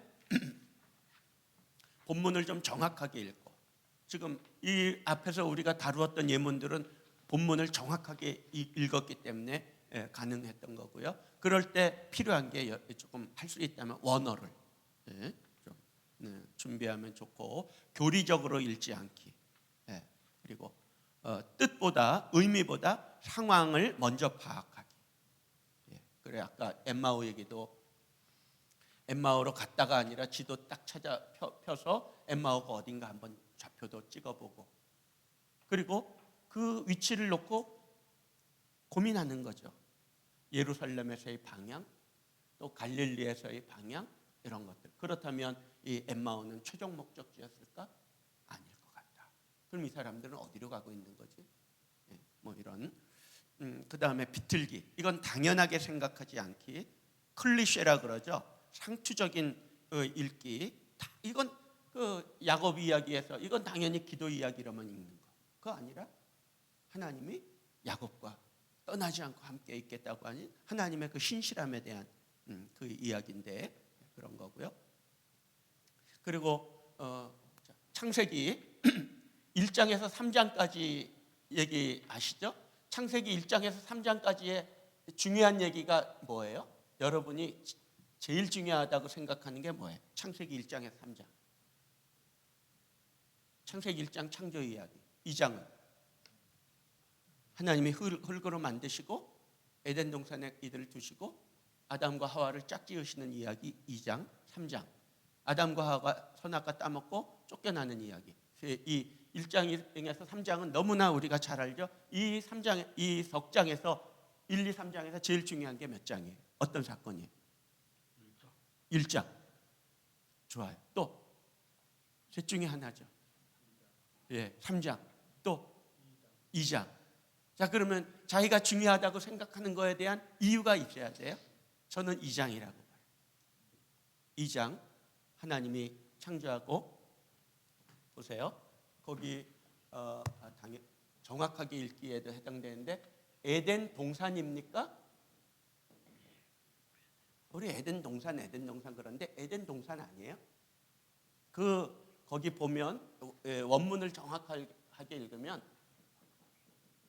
에덴 안의 동쪽에 동산을 하나님이 창설하셨다, 이렇게 되어 있어요. 에덴 안의 동쪽이야. 그러면 에덴 동산은 에덴과 동산이 같은 사이즈, 같은 규모인데 에덴 안에 동산이라면 에덴이 커요, 동산이 커요? 에덴이 커. 이렇게 되어 있어요. 원문을 우리가 읽으면. 그리고 에덴 동산 이야기에서 중요한 거 뭐예요? 에덴 동산 이야기에서 중요한 거, 가장 중요한 거, 에덴 동산 이야기.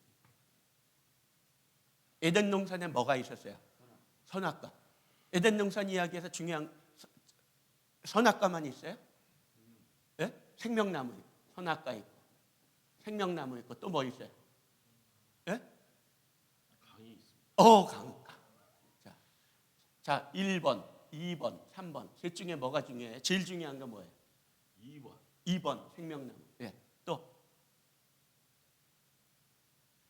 에덴 동산 이야기에서 제일 중요한 거 강이에요. 우리는 선악과를 따먹고 나니까 선악과를 왜 민감해?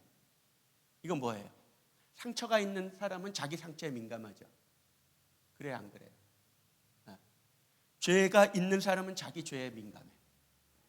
그러니까 선악과에 민감한 이 에덴 동산 이야기 읽으면서 선악과에 자꾸 시비 거는 사람은 그 선악과 따먹은 놈이야. 근데 성경을 보면, 성경 한번 보세요. 창세기. 선악과가 중요한지, 범죄하기 타락하고 나니까 이 선악과가 그렇게 자꾸 거슬리는데, 하나님 왜 만들었어? 이렇게 되는데, 타락하지 않았다면 선악과는 중요한 게 아니라 강이 보일 거예요. 강. 거기 2장을 보세요. 자, 선악과 얘기는 어디서부터 어디까지 돼요? 그 이야기의 분량으로 보면 뭐 절수가 절대적인 건 아니지만 선악과를 얘기하는 부분하고 강을 얘기하는 부분의 분량을 보면 강 이야기가 많아요. 그러면 이야기 분량이 많은 게 중요한 거예요? 적은 게 중요한 거예요? 많은 게 중요하겠지. 그럼 강이 중요하지. 그럼 강이 왜 중요해? 그럼 강을 생각해야지. 강은 뭐예요? 어디서 어디로 흘러? 높은 곳에서 낮은 곳으로 흐르죠. 그럼 강은 에덴 동산은 강이 이렇게 통과하고 있었다 그래요. 발원하여 이 동산을 지나. 그러니까 에덴에서 강은 이 에덴 안의 동쪽이라 그랬잖아요. 에덴에서 발원하여 동쪽에 있는 동산을 거쳐 아래로 흐르고 있었던 거예요. 그러면 이거 3D로 읽게 되죠. 우리 이거 강을 생각하지 하면 이게 2D야. 평면 읽기밖에 안 되는데, 강하면 강이 흐르는 걸 보면 높은 것은 낮은 곳으로 오니까 3D가 되잖아요. 입체가 되잖아요. 그러면 에덴에서 발원하여 동산을 적시고 이렇게 네 방향으로 흘렀다 그러면 제일 높은 곳 어디예요? 에덴이고, 그 다음이 동산이고, 그 다음이 아래로. 그러면 이렇게 말할 수 있을까요? 에덴이 있고 에덴의 동쪽이 있고 여기서 사방으로 흘러내려가는 강. 그럼 하나님이 아담과 하와를 어디 두셨어요? 여기다 두셨어요. 동산의 동쪽의 동산. 사실 동쪽이라는 게 방향을 의미하는 것도 되지만 그 해 뜨는 것도 의미하기도 한데 이 에덴에서 아주 좋은 것, 중요한 것을 두셨다는 거예요. 그러면 에덴에서 강이 발원해서 이렇게 흘러간다면 아담과 하와는 이 피조물 중에 어디 있어요? 제일 높은 곳에 있는 사람 누구예요? 아담과 하와거든. 그럼 아담과 하와를 하나님 왜 제일 높은 곳에, 피조물 중에 제일 높은 곳에 두셨을까? 창세기 1장 28절에 나오죠. 다스리라 그러잖아요. 그러니까 여기 둔 건 뭐야? 이 피조물 세계를 아담과 하와가 이 피조물을 향해서는 왕이야. 킹이야. 왜? 다스리라고. 왕이 밑에서 다스려? 밑에서 다 어떻게 다스려? 그건 종이지. 하나님이 왕을 만드신 거지. 처음부터. 근데 하나님을 향해서는, 아담과 하와가 하나님을 향해서는 뭐예요? 피조물이야. 그죠? 왕이지만 네가 왕이라는 표시를 주신 것이 뭐예요? 그게 선악과야. 그러니까 우리는 선악과, 저것 때문에 아담과 하와가 인간이 범죄했다 그러는데, 아니, 하나님은 이 선악과를 마패로 준 거야. 마패 알죠? 아무리 허름하고 남루한 그 누더기 옷을 입었어도 마패가 됐으면 왕이야. 그죠? 마패 꺼내내면 꼼짝을 못 하잖아요. 왜? 왕이니까. 그 자리에서는 왕이잖아. 저 한양에 왕이 있지만. 이게 바로 그런 거예요. 그러니까 제일 높은 곳에 아담과 하와를 주셨는데, 피조물을 향해서는 왕이고 하나님을 향해서는 피조물이고. 이걸 가리켜 뭐라고 볼래요? 이런 존재를 가리켜서 청지기라 부르는 거예요. 청지기란 말이 누가복음에서만 나오거든요. 청지기란 말 나중에 찾아봐요. 누가복음에서만 나올 거예요. 그리고 그 청지기가 어떤 존재냐면, 청지기는 종이에요. 집안의 종이야. 근데 종들 중에 제일 으뜸. 그게 청지기고, 그런데 주인에 대해서는 종인데 종들을 행해서는 주인이야. 이게 청지기예요. 청지기의 그 좌표가 이거예요. 그러니까 종들 세계 속에서 청지기는 왕이고 주인이고, 주인이 있으면 이 청지기는 종이고 종의 하나. 하나님이 아담과 하와를 그렇게 알도록 에덴 동산에 두시고 강 얘기를 하시고 선악과 주셨는데 선악과는 마패다. 마패. 그럼 이 마패를 잃어버리면 돼요, 안 돼요? 이 마패는 고마운 거예요, 나쁜 거예요? 내 신분증인데.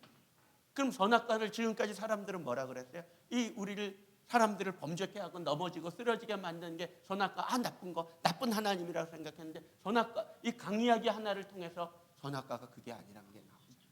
선악과가 뭐예요? 나를 왕으로 인정해줘. 그러니까 이 선악과가 온전한 이상 이 모든 피조물들은 아담과 하와를 선악과를 보면서 누구를 보는 거예요? 하나님을 보는 거죠. 아담의 말에 그냥 다 복종해야 돼요. 이게 선악과 원리거든요. 그러니까 이 선악과를 보지 말고 강을 보면 이 창세기 요 내용이 다시 보이고, 그때 비로소 하나님이 우리 인간들을 어떻게 사랑하셨는지를 우리가 알 수 있게 되는 거예요. 그런 읽기 당연하게 생각하지 않고 상투적으로 읽지 않고, 그리고 본문과 대하면서 읽다 보면 질문이 일어나요. 그리고 본문이 여러분에게 질문합니다. 그걸 갖고 이제 그 질문이 이제 플롯이에요. 그걸 갖고 고민하는 거예요. 자, 내러티브 읽기에 30분이 넘어서 요거는 그냥 읽으면 여러분이 될 것 같아서 더 해도 돼요? 그럼 요거까지 마저 하죠. 그러면 자, 원작은 그 칼빈과 호비라고 하는 이런 그 빌 워터슨의 만화가의 카툰인데, 원작은 요거예요. 1, 2, 3, 4. 야영을 하는 호비와 그의 친구는 서로 잘 자라는 인사와 함께 잠자리에 들고 텐트 밖의 풍경 하나 보여주고, 또 하나 텐트 밖의 풍경 보여주고, 네 번째는 아침이 됐는데 그 두 친구가 눈이 퀭해요. 한 잠 못 잤다는 거죠. 이 원작 해설을 이렇게 이야기합니다. 야영을 하는 듯한 호비와 그의 친구는 간단한 인사와 함께 잠자리에 든다. 굿나잇 뭐 그렇게 그죠. 그 화살표 있는 부분은 그 제목을 다시 설명한 거예요. 텐트 밖의 풍경, 숲속의 고요한 달밤이다. 들판은 고요하고 주위에는 아무도 없다. 밝고 둥근 보름달도 아니고 반달이 떴으니 어둠과 밝음의 경계가 생긴다. 나뭇잎에 움직임은 없으나 달빛을 받은 나무 그림자가 스산하게 텐트 안으로 비친다. 그죠? 텐트 안에 비춰지겠죠? 조용한 들판에 한 줄기 바람이 불면 어딘가 작은 소리들이 들려온다. 텐트의 천은 얇고 야영지의 고요함은 더해서 아주 작은 소리라도 귀를 자극한다. 이런 상황에서 이상한 소리가 들리면 누구나 무서운 생각을 하게 된다. 그죠? 그럴 때 여전히 텐트 밖의 풍경, 이걸 텐트 안에서 보여주질 않고 텐트 밖에서 이걸 3번 같은 경우에 이 이야기하는 장면을 1번처럼 보여줄 수도 있는데 그렇게 보여주지 않고 텐트 밖에서 이 얘기를 듣게 했다는 거죠. 자, 두 사람은 야영지에서의 잠자리가 불편하고 고요한 들판에서 들려오는 작은 소리에 예민해져 평소에 듣지 못했던 밤에 들판이 만들어내는 소리를 듣는다. 이 소리를 생각하다가 귀신에게까지 생각이 미친다. 누가 얘기했는지 중요하지 않아요. 아무튼 누군가가 너 귀신이 있다고 생각하니라는 말을 꺼낸다. 이 말은 뭐냐면 아무도 이렇게 지칭하지 않을 때는 너도 그랬을 거라는, 성경에서 그런 거 이제 우리도 성경 독자들도 같은 생각을 하고 있었을 거라는 그런 것입니다. 이때 이 말을 꺼낸 인물은 누구인지 중요하지 않다. 두 인물 모두 불안해하고 있고 같은 생각을 하고 있었을 것이 뻔하기 때문이다. 그게 우리라는 거죠. 그 다음에 4번 네 번째 그림은 퀭한 눈의 두 친구 뒤로 아침 해가 뜨고 있다. 아침이 된 거예요. 이제 시간이 그냥 확 지나간 거죠. 퀭한 눈과 악담은 이, 그리고 떠오르는 태양. 누가 봐도 이들이 밤새 잠을 못 자고 무서움에 떨고 있었으리라 생각할 수 있다. 이 내용은 이 책에서 발췌한 것입니다. 그럼 본래의 사건은 뭐냐면 2, 1, 3, 4로 읽는다면 어떤 느낌일까? 2번 그 밤에 텐트 밖에 밤의 풍경을 보여주고, 1번은 서로 인사하고, 3번은 귀신 있는 거 믿어, 그리고 4번이 이게 좀 엉성하죠. 그 흐름이. 아마도 이것이 본래의 사건과 상황이었을 것이다. 본래 사건 그대로 전달하면 스토리는 단순하고 밋밋한 상태에 머물고 만다. 상상력에 자극이 일어나지 않기 때문에 독자들을 이야기 속으로 끌어들이는 힘이 약하다. 뿐만 아니라 왜 삶에서 주인공들이 귀신 이야기를 하게 되는지도 잘 이해되지 않는다. 거기 각주를 달아놨는데 이걸 이해시키려면 설명을 해야 되는데 내러티브에서는 구구절절히 설명을 하지 않아요. 이를 가리켜 언어의 경제성이라고 말하고 성경의 저자들은 언어의 경제성에 입각하여 성경 내러티브를 기록했다. 그럼 언어의 경제성을 풀어내려면 어디를 봐야 되냐면 이게 배경인 거예요. 배경. 지리적인 배경, 시간적인 배경, 그 당시의 사상적인 배경, 요한복음 같은 경우 뭐 그런 영지주의의 배경 이런 것들 그런 배경을 알면 이걸 일일이 여자여라고 하는 건 영지주의를 향해서 하는 말이야. 이거 말하지 않아도 독자들은 딱 알아듣는단 말이죠. 예, 그런 경제성. 그걸 구구절제를 말하면 이야기가 늘어지면서 재미없어져요. 그걸 다 잘라내고 안다고 전제하고 이야기를 풀어나가는 거죠. 오늘날의 독자들은 그 틈새를 찾아 읽어야 성경을 바르게 읽어낼 수 있다. 재밌게 읽어낼 수 있다는 거죠. 그래서 작가는 다시 올라가서 이와 일의 장면을 도취해버렸어요. 그리고 주인공들의 경험 속에 독자들을 끌어들이고 있다. 그죠? 우리들도 그랬을 거라는 거죠. 결국 이야기, 스토리는 독자들의 이야기의 내러티브가 된다. 이게 원작이 있었다면 이걸 조금 우린 다르게도 또 읽을 수 있다는 거죠. 다르게 읽는 건 이제 플래시백 읽기인데 이건 뭐냐면 4번을 제일 앞으로 갖다 놓는 거예요. 그날 아침 이야기를 먼저 해주고 그럼 왜 이 얘네들이 눈은 이렇게 퀭하고 입은 앙다물고 있고 뭐 야구방망이 들고 있을까? 그 이야기를 이제 거꾸로 풀어주는 거죠. 얘네들이 밤에 야영 왔는데 지난밤에 야영 와서 텐트에 들어가서 굿나잇 잘자 하고 인사했는데 자다 보니까 그 달빛 스치는 소리 이런 거에 두려워서 귀신 있냐? 귀신 믿어? 이렇게 말한 그 한마디가 결국 잠 못 들게 만들었다. 그 과거로 이렇게 돌아가서 얘기를 풀어나가는 거죠. 그 옛날에 뭐 요즘 드라마도 그렇지만 그 상류 하류 뭐 이렇게 나오는 주인공 누구지? 무슨 권상우인가? 권상우 나왔던 드라마가 하류라는 이름으로 나왔는데 거기 보면 그 회차의 마지막 장면에서 차가 폭파됩니다. 폭파되는 장면으로 마지막에 끝나는데 그 다음 회차에서 그 차가 왜 폭파됐는지 거슬러 올라가서 이야기를 쫙 풀어나가기 시작해요. 그러니까 사람들은 저 차가 왜 폭파됐을까 궁금해지잖아요. 이 드라마의 그 마지막은 항상 궁금한 걸 던져놓고 끝내잖아요. 다음번에 또 보게. 그리고 그 얘기를 이제 풀어나가는 거예요. 일주일 전으로, 하루 전으로, 한 달 전으로 이렇게 거슬러 가서 다시 그 위치에 돌아와서 그 위치에 돌아왔을 때 지난 회차 마지막에 터지던 장면을 다시 한번 보여주는 거죠. 이게 플래시백 기법이라는 거예요. 우리가 설교도 그렇게 할 수 있어요. 그렇게 할 수 있고, 그렇습니다. 그리고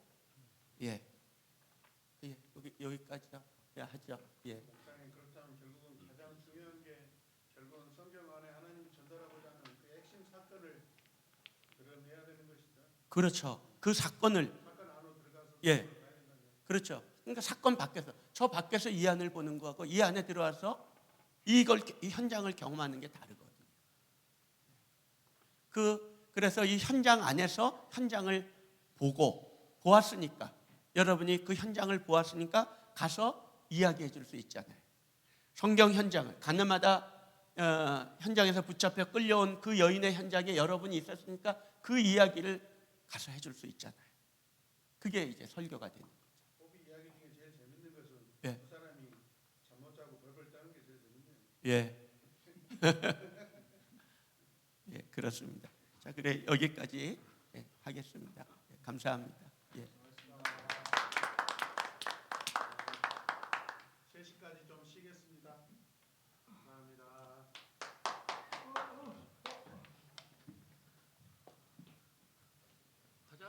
층에 있어요? 1층이요. 2층에도 있고 3층에도 있고 여기 3층에는